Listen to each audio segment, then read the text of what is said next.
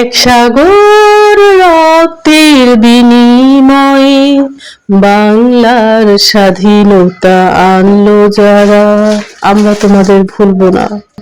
আসসালামু আলাইকুম, hello everyone. আজ 16ই ডিসেম্বর।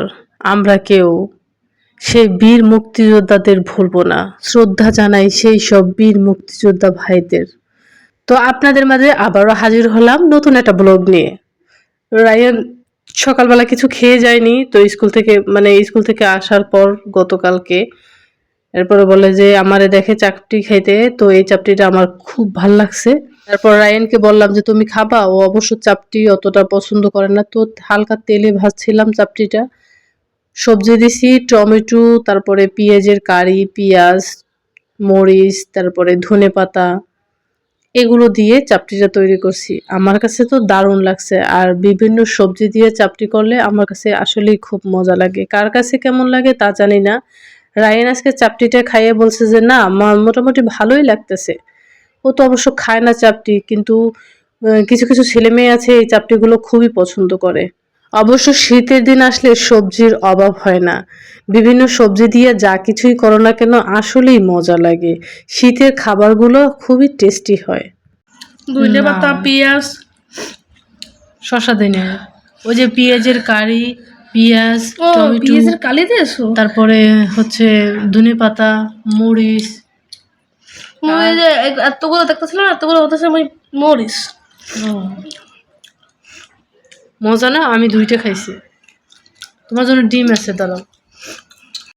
এরপরে দুপুরে রান্না চাপাই দিলাম। রায়ান তো করলা ভাজি পছন্দ করে, জাস্ট আজকে করলা ভাজিটা তেমন একটা পছন্দ করলো না। রায়ান বলতেছে শশার বোট এভাবে কেটে যদি ঘষা হয় তাহলে নাকি তিতা চলে যায়। তো রায়ান আজকে শশা টশা কেটে বসছে রায়ানের পছন্দের। আজকে নাকি দেখেই ওর ভাল লাগছে, সিমটা নাকি দারুণ লাগছে। মানে বলতেছে যে মা অনেক মজার হয়েছে, মনে হয় দেখতে তো ভালোই লাগতেছে। তো রায়ান আজকে সিম দিয়ে ভাত খাচ্ছে। তো আজকে করলা ভাজিটা নিল না, ও সিম দিয়ে ভাত খেয়ে নিচ্ছে। এরপরে শশা দিল, নিজেই কাইটে আনছে, তারপর আমি সাজাই দিলাম। একটা মরিচ নিল, এরপরে একটু পেঁয়াজ নিল। আর ওর সাথে পেঁয়াজ তো মনে করেন পেঁয়াজ হলে অনেক ভাল লাগে, ওর কাছে অনেক মজা লাগে নাকি পেঁয়াজ খেতে। তো টমেটো নিল, ধনেপাতা নিল, এগুলো দিয়ে ও আজকে জমিয়ে নাকি খাবে। রায়ান প্রত্যেকটা জিনিস থেকে এক একটা জিনিস নিয়ে একসাথে নেলাই দিবে, ওর নাকি এটা অন্যরকম খাবারের স্টাইল।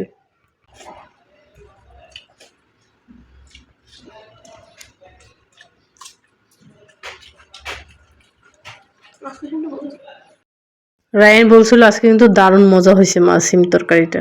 তবে চাপটিটা কিন্তু দারুণ হয়েছিল, হেভি টেস্ট হয়েছিল। সন্ধ্যার পরে রায়ান বলল কি মা এখন কি খাওয়া যায় বলো তো, তাই ছটপট করে ও ফ্রাইড রাইস করে ফেললো। ফ্রাইড রাইস ওর কাছে খুবই মজাদার খাবার। তো নিজেই কাটাকাটি করলো, সবকিছু গুছায় গাছাই নিজেই আজকে ভাজি করলো।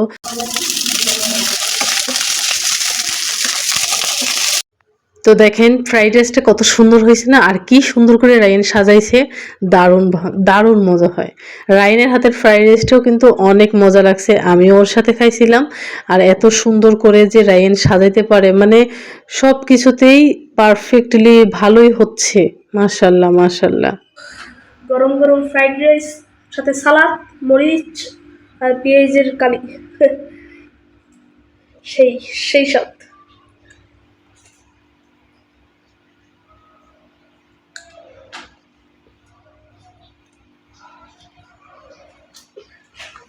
হুম, মজা হয়েছে, কিন্তু যদি একটু ঝাল ঝাল হতো না, একটু বেশি ভালো লাগতো।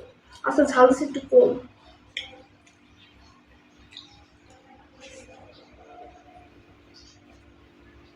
তো আজ এ পর্যন্ত, সবাই ভালো থাকবেন, সুস্থ থাকবেন, খোদা হাফেজ।